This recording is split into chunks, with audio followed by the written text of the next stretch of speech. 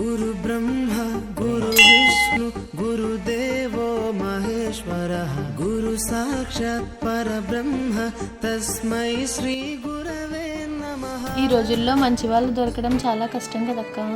నిజమేనే, బయటికి ఎలా కనిపిస్తారో మనసులోని అలాగే ఉంటుందని తెలియదు కదే మనకి. నిజమే అక్క. ఈ రోజుల్లో అలాంటోళ్ళు దొరకడం కష్టంలే.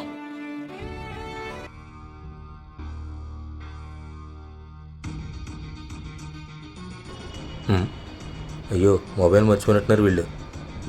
హలో, ఏమండి?